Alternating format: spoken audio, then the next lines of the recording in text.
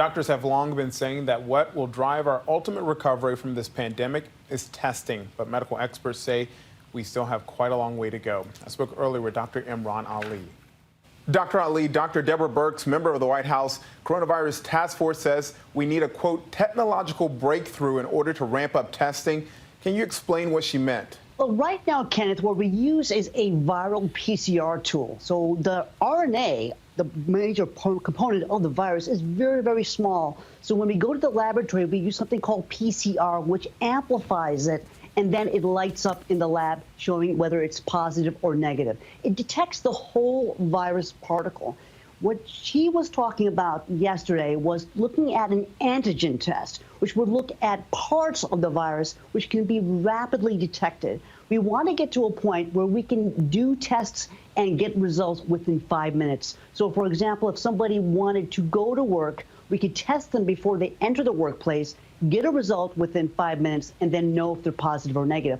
Also, the newer test could probably tell us something about the viral load. Like in HIV, we measure how many copies of the virus there is. Right now, what we're getting is just a positive or negative. So if we had a viral load, we will actually know who's infectious, who's not, and what the infection is doing, what the virus is doing in that person's body. Vice President Mike Pence says the worst of this pandemic may be behind us here in the U.S. by Memorial Day weekend. That's in a month. Your thoughts?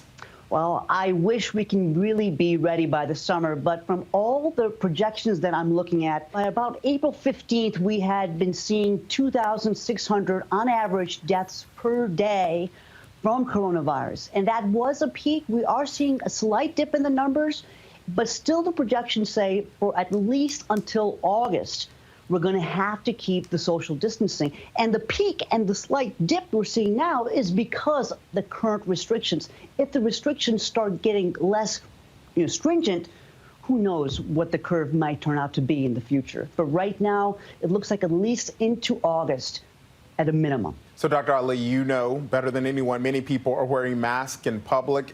It's recommended, especially in hot spots now. But how long should we be wearing them during the day?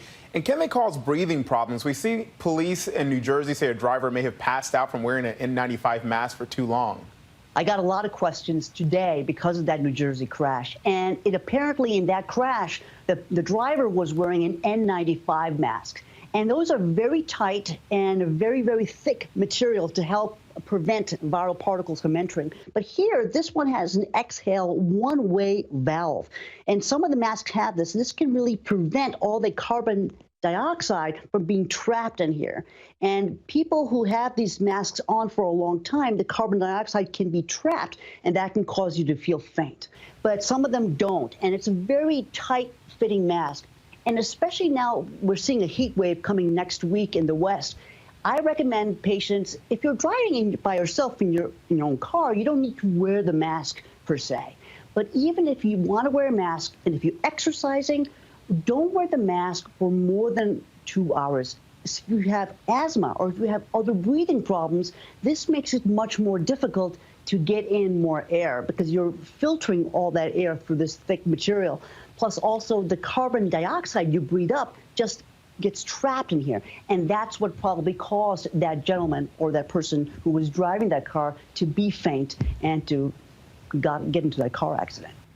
All right, thanks to Dr. Ali there. A lot of concerns when it comes to the mask because you need oxygen there. Right. And so that was one thing I think people weren't really truly thinking about. And so now that is one thing to take note of. Boy, let me tell you, I was wearing the cloth mask this weekend. I was like, I gotta breathe. I gotta breathe.